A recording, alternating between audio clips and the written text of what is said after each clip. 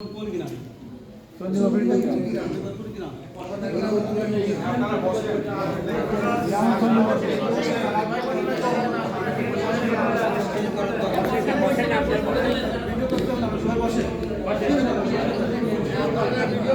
বসে করেন দেখতে দেন। আমাদের এখানে সম্মানিত মেহমান আছেন ঢাকা থেকে শিক্ষা সচিব মহোদয় এখানে আছেন, তারপরে এডিসি শিক্ষা স্যার এখানে আছেন, অন্যান্য স্যার আছেন। তো ওনারা মেহমান আছেন, আমরা এই বিষয়টা মাথায় রাখি। তো ঠিক আছে, ভাইয়ের বাড়ি চণ্ডীগড়, বিগত নাম ছিল রমেশচন্দ্র বিশ্বাস। আপনার বাবার নাম মৃত সনাতন বিশ্বাস। উনি কি করতেন? কৃষিকাজ করতেন। আপনার ভাই বোন কয়জন? 7 জন। আপনি কতজন? সদস্য। আপনি যে মুসলমান হচ্ছেন, অন্য ধর্ম ছেড়ে এসে ভাই বিরাদের আত্মীয় স্বজন সবষ্টি ছেড়ে দিয়ে আসছেন, কেন আসছেন?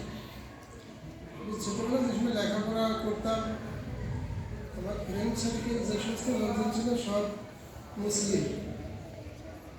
তা এই পর্যন্ত আমি তাদের সাথে কম বেশি চলাচলি করি সমাজে।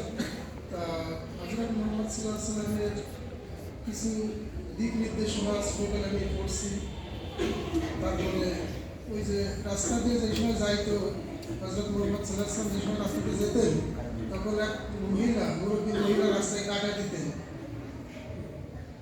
তাহলে আমরা কতটুকু উদারতার মনের মানুষ ছিলেন, আমরা সাধারণত মনে করি যে রাস্তায় কাটা দিলে সেই কাটাটা আমরা সরাই দিয়ে যাই এবং বেশি কথা বলি। আর তিনি কত উদার মনের মানুষ ছিলেন যে কাটা হঠাৎ করে একদিন কাটা দেখেননি, তখন তিনি কত উদারতার সঙ্গে বুঝতে পারছেন যে আজকে রাস্তায় কাটা নেই কেন, নিশ্চয়ই ওই মুরব্বীর কোনো সমস্যা হয়েছে। তখন তিনি তার বাড়ি গেছেন, যা দেখেছেন সে অসুস্থ, তাকে সেবা শুশ্রূষার সাথে তাকে সুস্থ করে তুলছেন। তার বিভিন্ন মানবতা উদারতা ছোটবেলা থেকে আমাকে মুগ্ধ করছে এবং আমি যাচাই বাছাই করে কম বেশি। আপনাকে কেউ তো প্ররোচিত করেনি? না, জোরও করে নাই। আমার বাধ্যতামূলক ইসলাম গ্রহণ করাচ্ছে এরকম কোনো বল প্রয়োগ কেউ করে না। আমি স্বেচ্ছায় করছি। আলহামদুলিল্লাহ। মাশাআল্লাহ। ঠিক আছে, তাহলে তাওহীদের কালেমা আপনি এখন তেলাওয়াত করবেন ইনশাআল্লাহ। আপনি এখন আপনার নামটা কি হচ্ছে? রুস্তম আহমেদ। রুস্তম আহমেদ, নামটা সুন্দর হয়েছে। ঠিক আছে ভাই, আল্লাহ শুকরিয়া আদায় করছি যে আমরা দাওয়াতের কাজ নিজেদের মধ্যে করে আমরা সফল হতে পারি না। আর আল্লাহর মেহরবানিতে আল্লাহ ওনার জন্য হিদায়াত নসিব রেখেছেন, এই জন্য উনি হিদায়াত পেলেন। এই জন্য আল্লাহ তাআলার দরবারে আমরাও আরেকবার শুকরিয়া আদায় করছি। আলহামদুলিল্লাহ। আমরা যখন দোয়া করি আমরা ওনাকে সহযোগিতাও করি, কি বলেন? আমরা সহযোগিতা করি। তবে ভাইয়ের কাছে আমার একটা ইয়ে থাকবে, বিনয়ের সাথে একটা নিবেদন থাকবে, সেটা হচ্ছে অনেকেই মুসলিম হন, এরপরে হচ্ছে কি বিভিন্ন কালেকশন ইত্যাদি এগুলো ওদের উপর নির্ভর করে চলে না। আপনি আপনার বাবার উপর নির্ভর করে চলবেন।